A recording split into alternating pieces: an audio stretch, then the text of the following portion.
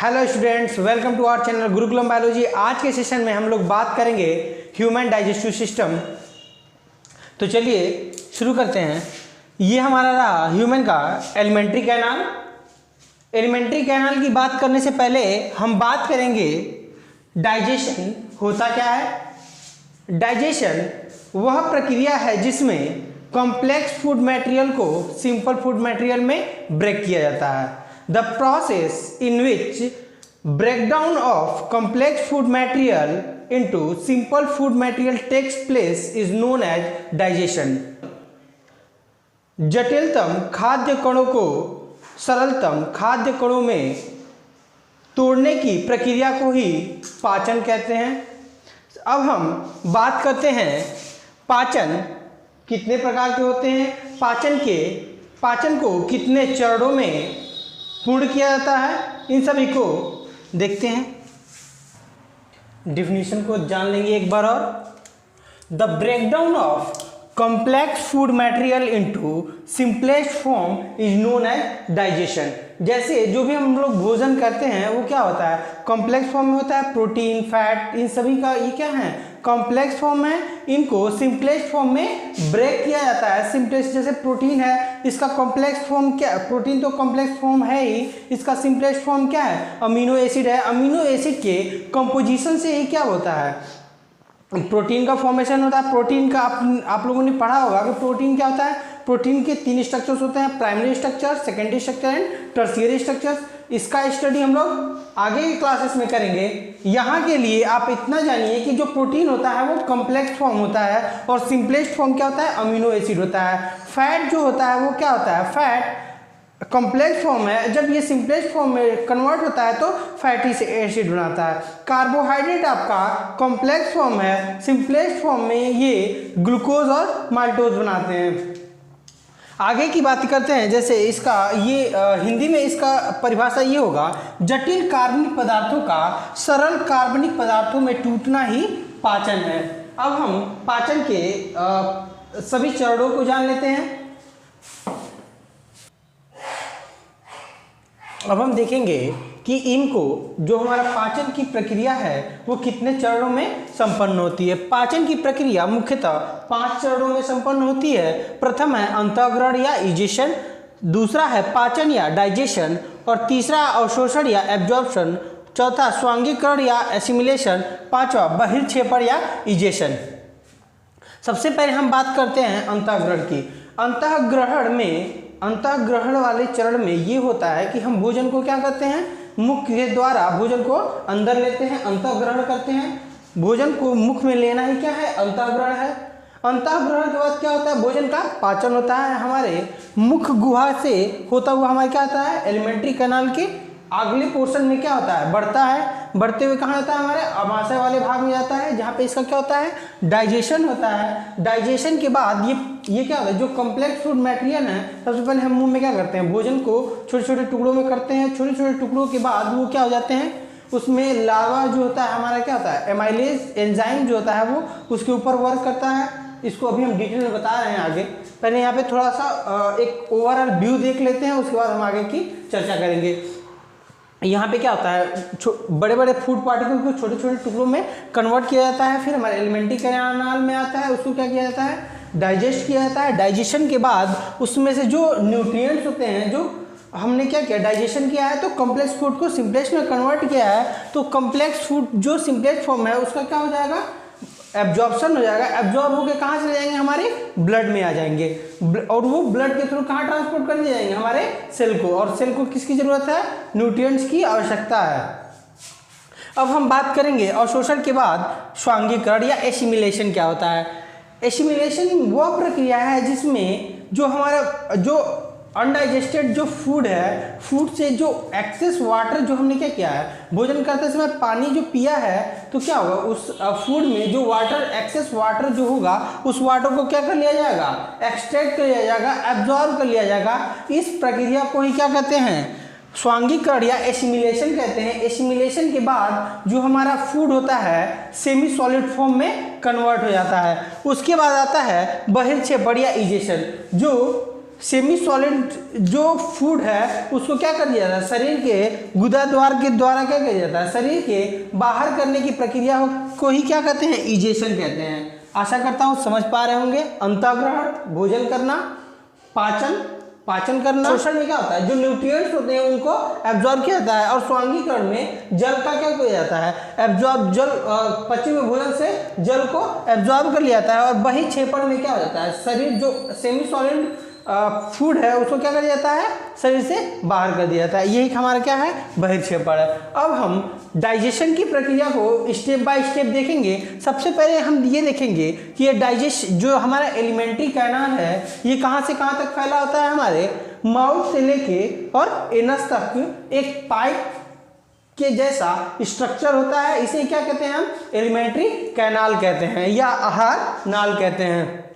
मुख गुहा से गुदा द्वार तक इसकी लंबाई कितनी होती है, हमारे जो एलिमेंट्री कैनाल है, एलिमेंट्री कैनाल की लंबाई 30 फीट या 9 मीटर, 9 मीटर इसकी लंबाई होती है या फिर 30 फीट, बात दोनों एक ही है। मीटर में इतना होगा और फीट में इतना होगा, ये हो गई लंबाई। अब हम बात करते हैं मुख गुहा की। इसको हम समझ लेते हैं मुख गुहा से कैसे इसका डाइजेशन शुरू है।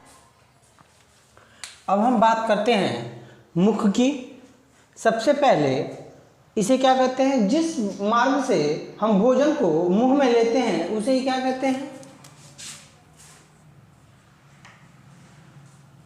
मुख गुहा।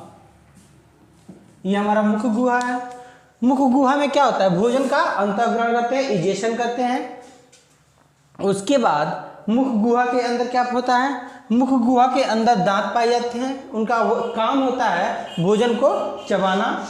भोजन को चबा चबा के क्या करते हैं, बड़े बड़े पार्टिकल को छोटे छोटे टुकड़ों में तोड़ते हैं।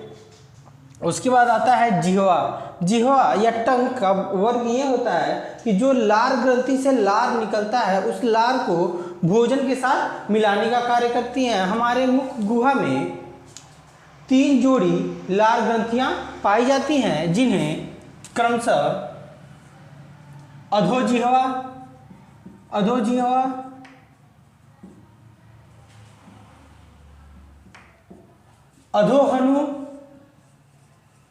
अधोहनु और कर्ण पूर्व ग्रंथि कहते हैं। ये 3 जोड़ी क्या है, हमारे लार ग्रंथि हैं। अब हम बात करते हैं दांत की। हमारे मुख गुहा में मुख्यतः 4 प्रकार के दांत पाए जाते हैं, जिन्हें हम क्रमशः कृंतक, रदनक, चवर्णक तथा अग्र चवर्णक के नाम से जानते हैं। Incisor, canine, premolar and molar. बात करते हैं, इसका एक छोटा सा ट्रिक है, याद रखिएगा। जैसे अगर हम बात करते हैं मेल्स, जो आपको पता होगा जो दूध के दांत होते हैं उनकी संख्या क्या होती है, 20 होती है, और जो यंग होते हैं उनके अंदर दांत की संख्या 32 होती है। तो कुछ ऐसे होता है, दंत सूत्र हमेशा पूछा जाता है 21-23 और 21-23 गुणे 2 = 32। कैसे हो रहा है, देखिए 2 1 3 3 और 3 6 7 8 और 8 ऊपर 8 नीचे 8 दूनी 16 और 8 दूनी 16 और 16 दूनी 32।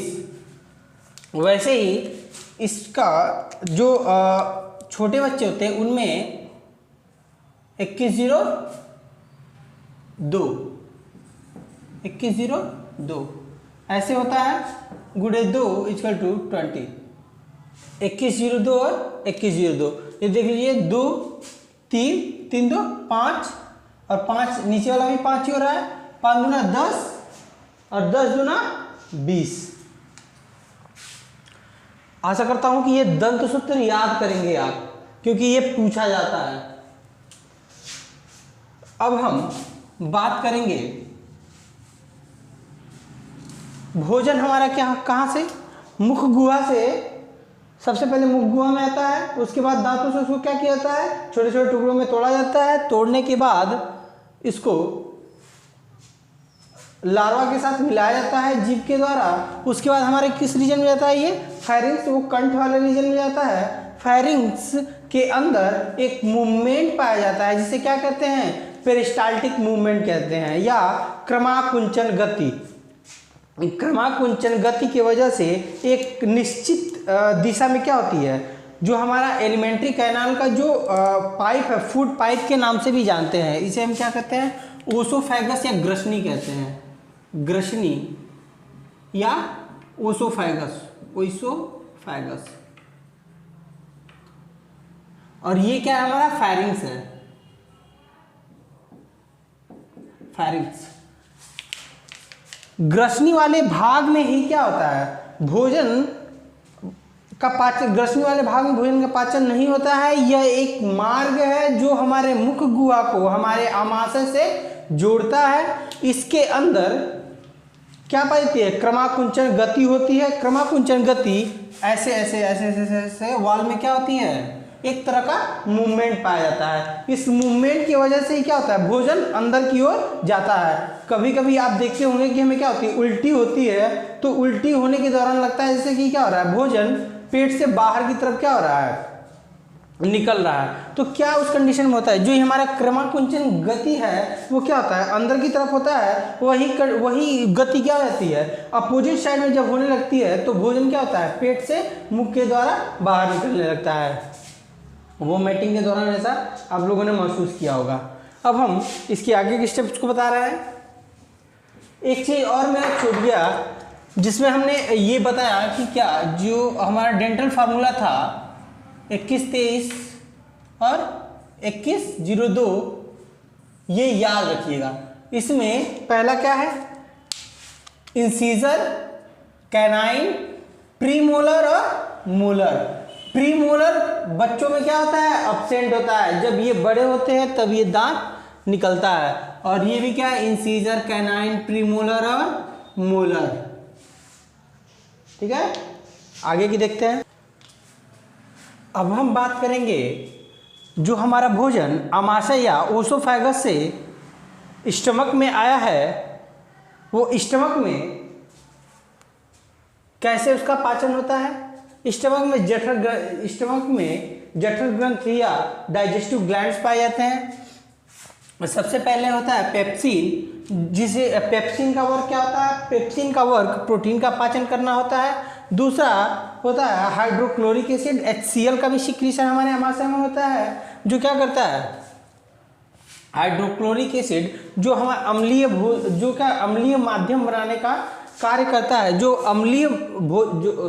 जो भोजन है अम्लीय माध्यम की वजह से ही क्या होता है, ये पेप्सिन एंजाइम क्या करता है, इजीली अपना वर्क कर पाता है। आपको पता होगा कि HCl एक क्या है, स्ट्रॉन्ग एसिड है, और स्ट्रॉन्ग एसिड सपोज कि एक हमारे स्टमक में अगर रिलीज होगा तो हमारे स्टमक को क्या कर देगा, हार्म पहुंचाएगा, हमारी स्टमक को क्या कर देगा, डाइजेस्ट कर देगा, मतलब पूरे वाल को ही डाइजेस्ट कर देगा, और क्या हो जाएंगे, उसमें वुंड्स हो जाएंगे, घाव हो जाएंगे।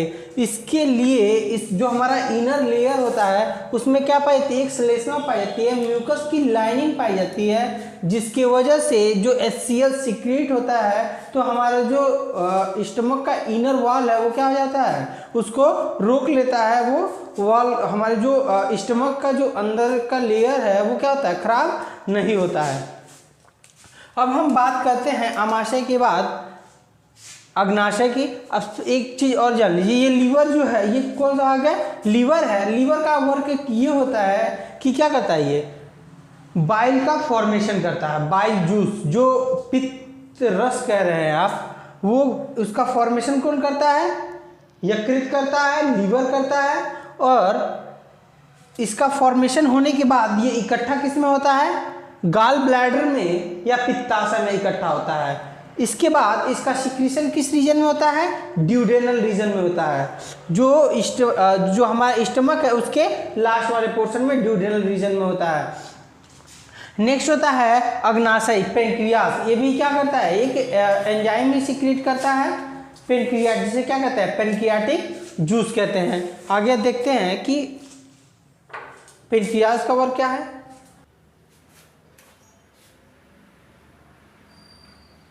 ये हो गया हमारा क्षुद्रांश या स्मॉल इंटेस्टाइन। ये हमारा क्या है, क्षुद्रांश वाला पोर्शन है, ये बीच का, इसे क्या कहते हैं, स्मॉल इंटेस्टाइन कहते हैं। स्मॉल इंटेस्टाइन में आंतरस पाए जाते हैं। आंतरस जिसे क्या कहते हैं, ये आंतरस में जो आंत वाला भाग है, आंत वाले भाग में जो कार्बोहाइड्रेट, वसा और प्रोटीन होते हैं, उनको क्या किया जाता है, कॉम्प्लेक्स फूड को सिंपलेक्स फूड में कन्वर्ट कर दिया जाता है। जो कार्बोहाइड्रेट होते हैं उसको किस में कन्वर्ट कर दिया जाता है, ग्लूकोज में कर दिया जाता है। फैट को फैटी एसिड में, प्रोटीन को अमीनो एसिड में। ये फैट को वसा अम्ल या ग्लिसरॉल भी कहते हैं। ठीक है, अब हम बात करते हैं, ये देखिए, यकृत तथा अग्नाशय से स्राव प्राप्त करती है। मतलब ये जो हमारा क्षुद्रांश वाला भाग है वो यकृत, ये जो लीवर है, लीवर से क्या बाइल साल्ट सिक्रीट होता है, और जो अग्नाशय है या पेनक्रियाज है, पेनक्रियाज से पेनक्रियाटिक जूस सिक्रीट होता है। ये दोनों सिक्रीट होकर ड्यूडेनल रीजन से कहाँ आते हैं, हमारे छोटे स्मॉल इंटेस्टाइन में आते हैं। स्मॉल इंटेस्टाइन में जो बाइल साल्ट होता है वो सबसे पहले फैट पे वर्क करके जो क्या करता है, इमल्सिफिकेशन कर देता है, इमल्सिफिकेशन कर देता है या इमल्सीकरण कर देता है। और फैट के जो आप लोगों ने पढ़ा होगा कि फैट क्या होते हैं, लॉन्गेस्ट चैन होते हैं, उनको स्मॉलेस्ट चैन या छोटे छोटे टुकड़ों में क्या कर देता है, ब्रेक कर देता है। अब हम बात करते हैं कि आगे का क्षुद्रांश के अग्नाशय की, अभी हम लोग क्या बात कर चुके हैं, आमाशय का बात कर चुके हैं। अब हम लोग बात करेंगे अग्नाशय का। अग्नाशय से अग्नाशयिक रस निकलता है। अग्नाशयिक रस में क्या क्या होते हैं, एमाइलेज एंजाइम होता है, ट्रिप्सिन एंजाइम होता है, लाइपेज एंजाइम होता है। एमाइलेज एंजाइम, ट्रिप्सिन और लाइपेज।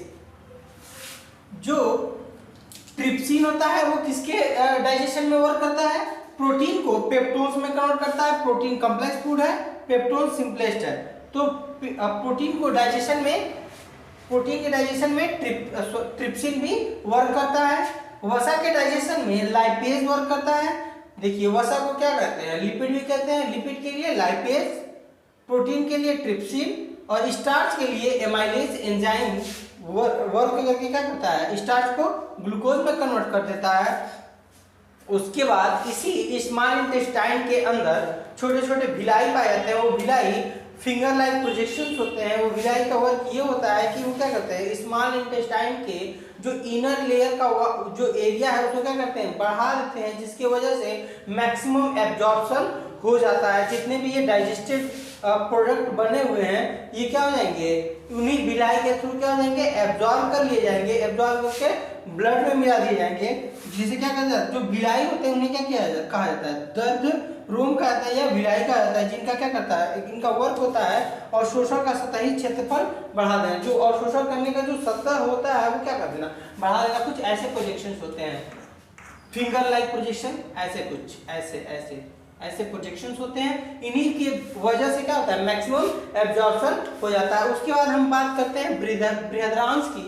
जो बृहदांश है उस भाग, इसे क्या कहते हैं, लार्ज इंटेस्टाइन कहते हैं। जिस भाग से स्मॉल इंटेस्टाइन लार्ज इंटेस्टाइन से जुड़ता है वहां पे एक उंगलीनुमा संरचना पाई जाती है, जिसे क्या कहते हैं, हम अपेंडिक्स कहते हैं। अपेंडिक्स का कोई कार्य नहीं होता है और यही कहते हैं लोग कि जो हम लोग ज़्यादा मसालेदार जो चटपटे भोजन करते हैं जो चटपटे भोजन करने की वजह से क्या हो जाता है, ये हमारा अपेंडिक्स बढ़ जाता है और प्रॉब्लम क्रिएट करता है।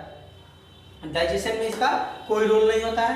हम अब आता है हमारा लार्ज इंटेस्टाइन, जब बृहदांश कहते हैं। इसका वर्क ये होता है, जो पचे हुए डाइजेस्टेड फूड हैं उनसे जो वाटर है उनका क्या कर लेता है, वाटर को एब्जॉर्ब कर लेता है, जिसे क्या कहते हैं, स्वांगीकरण कहते हैं। शुरुआत में मैंने बताया था। और उसके बाद जो सेमी सॉलिड डाइजेस्टेड फूड होता है वो शरीर से बाहर कर दिया जाता है। ये आपका पूरा digestion, human digestive system complete होता है। आप एक बार देख लीजिए, और अगर आपको पढ़ने में समझने में कहीं दिक्कत महसूस हो तो कमेंट सेक्शन में जरूर बताइएगा।